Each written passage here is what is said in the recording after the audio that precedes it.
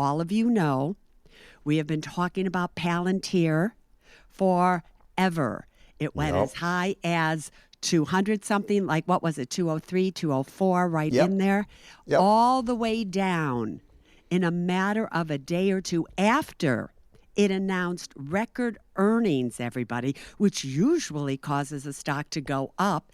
It went down all the way at one point to 169. So then you write me and you say, Susie, what's happening? Should I sell? Oh, my God. So given that it was Keith who recommended Palantir at 7, many of you have tremendous profits in it still. Should you keep it? Should you save it? Should you buy more? And the real question is to you, Keith, why did this happen? Go for it, boyfriend. All right. So one of the things that people don't understand, we all talk about investing like this, just the specific stocks. But behind the scenes, Susie, as you know, there is this massive orchestrated structure that is combined with big money traders, fast money traders, the slow investing guys, the regulators, the leverage bankers, and so on, right? And in this instance, you had a gentleman named Michael Burry who was famous for something called the Big Short back in the day. This was in 2007, 2008, when the global mortgage crisis crashed. Now, he made headlines for saying, hey, I think this is going to be bad news, and he shorted the markets and made $1 zillion. Just out of curiosity, do you feel like he caused the markets to crash back then? No, I do not feel like he caused the markets to crash back then. This time around, and speaking personally, I have a very hard time believing that what he has done is not deliberate. When you are a big trader like this, you have to file something called a 13F, which discloses your positions.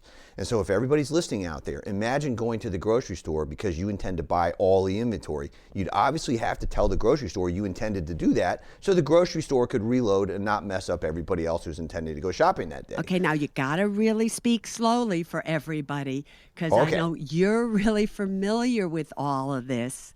But it's when you start mentioning, and it's technical, this is all brand new, really.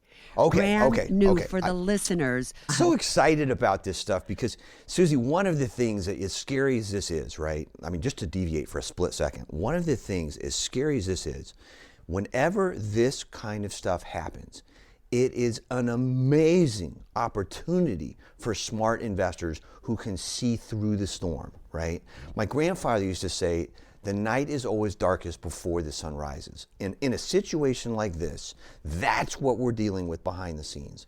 Because you have this big money trader, Michael Burry, who makes headlines because he's betting Palantir is the world's biggest bubble. How much do you think he put on that trade? I don't know for certain, but I'm hearing in the billions. Billions. So before Palantir reports earnings, before anything comes out, he goes, and what does he do? Okay, so before it's coming in, the stock is running to new highs. This is like a movie. The stock is running to new highs, and he's assembling what's called puts, or a short position. It's a bet the stock's going to go down. Now, he's done this every year and been wrong many, many times. Tesla was going to fail. The S&P was going to crash. There was going to be nuts. So you got to take stuff like this with a big grain of salt, like a really big grain of salt. But what makes it unique in this situation is normally he would file his 13Fs mid-November. Instead, he chose to file them on the day that Palantir was going to report record earnings. And explain to people, what is a 13F and why did he have to even fill it out? Because he's a big investor and he can be deemed to move the markets. And when he's holding a material position, his fund has to declare to the regulators that they've assembled this position. All right, so wait again. He has an actual fund that he invests the money of this fund. How big do you think his fund is? I don't know that number off the top of my head, but it's sizable. All right, so billions, is that correct? It's enough to make a difference. All right. And so when you are the manager of a fund and you're about to make an investment that could absolutely move the market, you have to file this form, correct? That's correct. All right, now, And everybody, do you got that? You might want to write this down because this is a tremendous education of what goes on behind the scenes. So you have to understand it's not always like you think. And that's why we're so privileged to have Mr. Fitz with us. All right, go on, Fitzy. Okay, so here's this setup. He's got all of this money bet that the company is going to go down. He tells the government, hey, you know what? I've bet all this money the company is going to go down. And he does it on the very same day that Palantir is going to hit new highs, on the very same day that it is going to report record earnings, on the very same day when there are all kinds of positive new partnerships being announced, incredible revenues and profits. Why does it matter that he did that on that particular day? This is where I think it goes from random to deliberate. And this is just my opinion, just speculation. I don't want to get sued. I don't know for a fact. I don't know. But I listened to you, and you've never been wrong yet, but go on. well, thank you. Thank you. Here we go. He filed this paperwork on the very same day all of the good news was going to come out. And he knew full well, in my humble opinion, that the media would take that story hook, line, and sinker, and they would run with it globally. Oh my God, Michael Burry bets Palantir is going to crash. And sure enough, that's exactly what happened. Fear took over instantly. The big algorithms, which are also now involved, started selling faster than humans could keep up. Wait, and stop the next one thing more you know, second. the stock Tell kaboom. everybody what an algorithm is. Sure. So when you're a trader of that size, when you're well beyond just an individual investor like we are, right? When you're a trader moving hundreds of millions of dollars at the touch of a button, you have these tremendous, sophisticated computer programs who do your bidding for you. And they trade so fast, a human can't keep up. Now, all of the computers talk to other computers on Wall Street. And when one computer says sell, the rest of them want to race to the bottom. They all want to jump on board and sell as fast as they can because nobody wants to be holding the hot potato and prices fall. Yeah. Now let's just put a pin in all that for 1 second. Everybody, I just want to tell you how I know this is true. So here I am, and all of a sudden I start getting texts from my young friends. When I say young, about 23, 27, 28, that I had all of them. I told them all about Palantir, all right? And all of a sudden that morning they go, Suze, have you seen what Michael Burry says? We got to sell. He thinks it's going to go down. He's going to short it. Let's sell. And of course I said, you can sell if you want to, pay taxes on it, but it's going to go down and probably go right back up. So be a fool if you want to be. So, all right, go on now.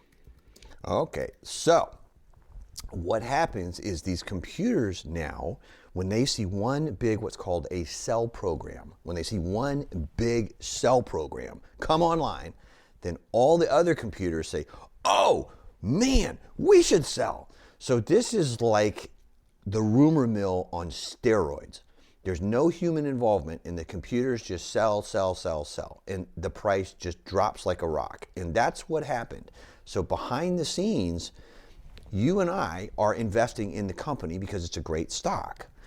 The computers don't care about that. The computers are fighting with other computers to make sure they're not left with the last potato on the shelf. All right, one last thing. Why don't they take into consideration that Palantir came out with record earnings that day?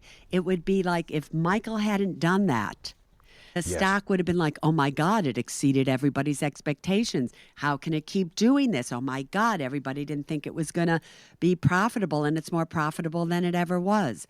Why do they not pay attention to that? Well, that raises a very interesting question, and one that does not get talked about nearly enough, but should, in my opinion. The computers, when you're a professional money manager, particularly at scale, meaning billions of dollars, you have to keep your money moving 24/7, all the time. Now, individual investors actually have the edge here. And they have the edge for reasons that Susie's been telling you about for years. You can logically, calmly, coolly, and collectively buy into great stocks when you want to. You can dollar cost average into great stocks. But the big money doesn't have that option. And so what tends to happen is they accelerate time. So that's the one thing you and I can't control, but they can. And so the computers pile in instantly. So in other words, a movie that used to take you and I an hour and a half to watch, they'll watch, because they're computers, in 20 seconds. And the battle's over before you even admit it. And the trick as an individual investor is not to fall for it. Don't fall for their shtick. Don't fall for the tricks. Don't get sucked into the hype, because the hype is what they're trying to get you to suck into. That's not your advantage. It's theirs. So everybody, here's what you have to understand about everything Keith just said. They come out, whether it's Michael or whoever, they place a huge bet that the stock is going to go down. And if the stock goes down, they make a fortune. To Correct. make sure that it's going to go down, or in the hopes that it's going to go down, they start these rumor mills, which is why my younger friends all freaked out and they wanted to sell. Because when the headlines are Michael Burry is betting Palantir is going to go down, it starts this frenzy where all of you, as well as the computers, start to sell. The more it goes down, the more of a fortune Michael makes. But he only does it up to a certain point, and then it stops. Right, Keith? That's correct. And for all we know, he may even already be out of the deal, having collected his profits. And his profits, everybody, they weren't just $1 million. They could have been seriously $1 billion, a few $100 million that he made simply because he started a rumor. That's just that simple. Yep. So here we are. Now, if you're advising people, if you're going to just give your opinion, because we don't know their individual situations, we don't know what they should be investing in, what they shouldn't, but just talking about the stock Palantir. Sure. It went all the way down to about 169. As we're talking, it closed on Friday, I think, at 177. It's now in the aftermarkets. It's been trading around 180. What are you doing? Are you buying more? Yes, I am buying more. I bought more all the way down, and I'm going to buy more all the way back up. I think it's going to reclaim 200, and a few years from now, it will be 3 to 5 times higher than it is today. All right, now tell everybody what that means. So you think it's going to go back up to 200 probably shortly, even before the end of this year, correct? That is my expectation, yes. All right. Then from there, over the next 3 years, it could go to 600, correct? Correct. Or even higher. Or higher. So are all of you now understanding why we always talk about dollar cost averaging? We call it keeping some powder dry, because when something blows up like this, you want to have the money to go back in and take advantage of what just happened, because a good stock is a good stock is a good stock. And just because it goes down does not mean it's a bad stock. It's either caught in a bad situation or maybe the economy. But when a stock goes down that's a great stock like Palantir, earning money in the forefront of the future of what's going on, that's your ticket to buy something that has gone on serious sale when it already bypassed you by going up to 200. Now, I just have to say this about Keith. Keith first talked about Palantir at 7. And I remember him saying, oh, one day it'll go to 85. And everybody made fun of him. They went, yeah, like what? Yes, they did. Yes, they did. And then all of a sudden at 85. Then what does he say? He doesn't say it's going to go to 90 or 95. He goes on national television and he tells everybody over and over, I think this is a $200 stock. And they made fun of me again. They did more than make fun of you, Fitzy. Yes, they did. They were like, Yes, he's they an did. idiot. Are you crazy? This can't happen. And then all of a sudden, the stock is all the way up at 2 something when Mr. I call him MB, right?